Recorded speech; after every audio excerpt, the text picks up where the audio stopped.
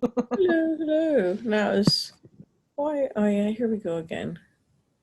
You have a gerrymandering shirt on, Astrid? What's on your shirt? Oh, it says underrepresented is crossed out, and then it says underestimated. Mm. Very good. It's from a black managed venture capital fund called Backstage Capital, whose founder Arlen Hamilton talks about. I don't see any underrepresented people. I see underestimated people. Yeah. Good So point. she made these T-shirts like a couple of years ago. I'm like, sign me up. This is awesome. Yeah, I was thinking it was more like census or voter, like gerrymandering or. Oh, I've had a heck of a day. How about you guys? Or as we like to say in my previous call, how was your shitty week? Yeah, exactly. It was shitty. Mine was shitty. Why was it shitty? Any shittier than normal for any reason, or? Well, I mean, there's kind of like the overcast of, Tyranny. Yeah, RBG's death and the Breonna Taylor verdict, and then everything that's going on with our elections. Yeah, and this plan of his to not a peaceful transition. I can't believe that they're having this conversation about. This is usually what goes on in tin pot, That's right. You actually have to autocracy. pass, Where pass a resolution yeah, about a peaceful peaceful transition. transition of power. He's like, well, Yeah. yeah. Yeah, it's remarkable. There's a presidential historian, what's his name, Michael Beschloss, Yeah. who is usually like the epitome of, cool, calm, collected, three-piece suit, buttoned up, cufflinks when he's on MSNBC, and he lost it. He just lost his shit last night on the Rachel Maddow show, basically saying there is no precedent for this. You have to look to Mussolini Yeah. to have any kind of analog. Like that's or well, I guess Zimbabwe or Belarus or let's face it, whatever countries you look to, they're not great. No, they're not. Yeah. It's interesting. I'm reading this book on Vladimir Putin, which is a few years old. It's really, really good by a BBC journalist, but it was written in 2014, I think. And so he says, who else on the world stage is this vain and narcissistic? And it's like, this was yes, exactly. this book needs to be updated. yeah. Wow, that's quite a book to be reading in the middle of it's like as if you weren't feeling shitty enough this week. Why don't we read about Vladimir Putin?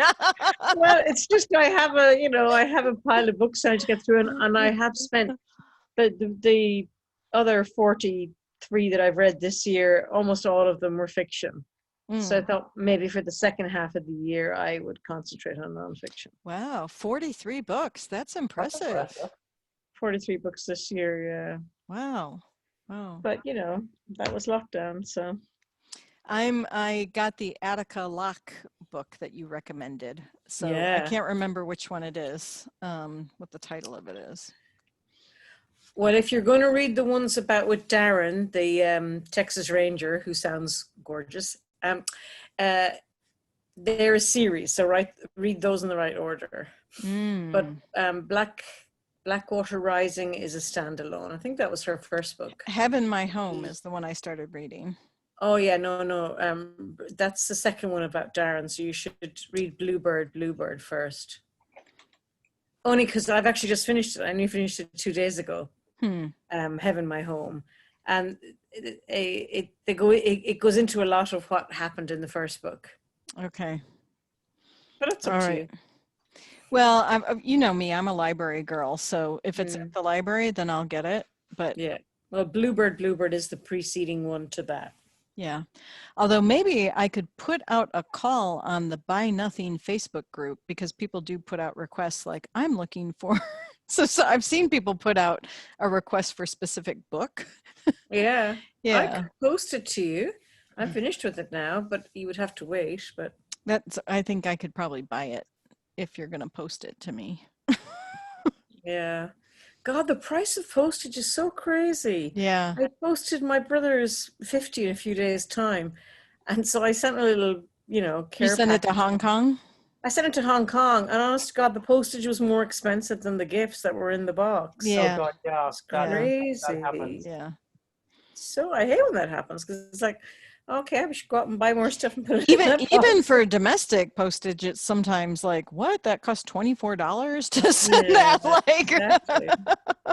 I think it's sewn up because it means that you can't really post books to friends anymore, like with a special nice gift wrap and something big. Well, I mean, you can, but you know that if you do it through Amazon to somebody's house, like it's so much less, and it's so just much cheaper. so much cheaper. Yeah, but Well, I guess if you have that Prime thing, yeah. yeah, but I guess that's not in the spirit of things and everything. It's just if a book is only $10, and then to post it's going to be $10 too. That just seems a bit silly. Mm-hmm. But anyway, so you are doing a course tomorrow? Is that every Saturday for the next few weeks? Yes, it's called, I looked up I had forgotten the name of it yesterday, Astrid, and I'm still kind of like, it's called The Human Ecology of Racism. Ooh, wow. And the woman who's leading it is, I don't know how she actually describes herself, but she's a real kind of like mind-body connection person. I've gone to one of her workshops before, and she really like helps you as you're learning about racism and white supremacy. You're also kind of feeling it in your body, and you're thinking about ways that you heal from that personally as you do anti-racist action in your life. And this course is specifically for white women. So we will see. It's co-led. Richael is Black, and her co-leader Rebecca Mintz is white. And I've been in one thing that Richael did on her own, and then I've both of them are connected with Surge, showing up for racial justice here. So I don't know them well, but I've seen them facilitate things and just love their work. So so it's 2 hours a Saturday for 9 weeks. All online. All online, yeah. All online. Yeah. So I guess you could do it from anywhere in the world, could you? You could, although it's 4 to 6 my time. So that would be, well, it's 5 now. So yeah. And I wonder if it's kind of going, the circles I've seen it in are my DC circles. So I have a feeling I might know a couple of people. I don't know if they're going to limit it or, but it's a 9-part series, and she is opening it up that you don't have to go to all 9. You could, go to ones that you want to go to. So anyway, so that's it. I'm excited about that. So great. Yeah. Well, kind I'd love next to hear, step. I'd love to hear how that goes. That sounds like I'm just finding it on Eventbrite. That looks like an amazing resource. You're just finding it, Richael Faithfuls? Yeah. Well, I'm finding the full series on Eventbrite. Right. I haven't found her website or anything. Right. Yeah, I don't know. I think she does. Oh, she lists herself as folk healer. As what healer? Folk healer. Oh, nice. Yeah. Yeah, she's RichaelFaithful.com. Okay. Yeah. Yeah, it's RICHEL Faithful.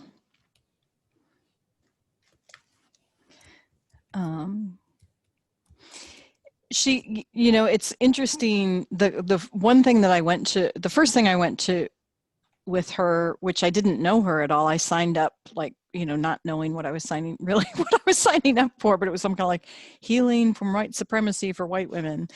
And it was maybe like 4 of us in the group, and she moves at a very slow pace, which is, like one of the characteristics of white supremacy culture is like on time, efficiency, let's move. So it was like, whoa, this is really like, you really have to slow down and really feel things. And you know, as I was in the workshop, I was a little bit like, is this really working? Or like, is, you know, feeling a little bit antsy and frustrated just because it didn't move at that usual pace.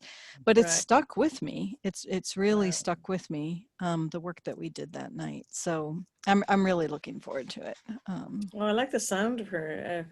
Social justice folk healer Mm-hmm. and lawyer. That's a winning combination. Yeah. Cool. She's a former shaman in residence at Freed Bodyworks. Wow. I don't think I've ever met her in person. Actually, they.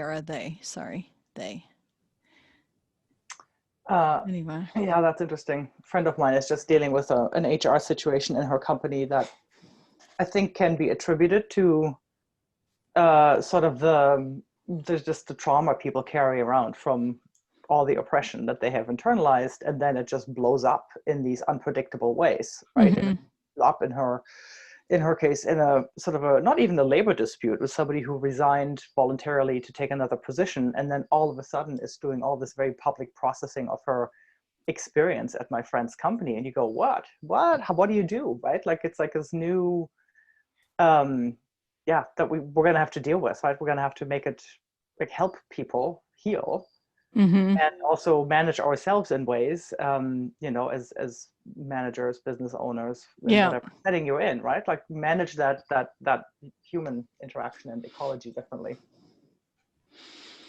Yeah, there was an article this week. I can send you.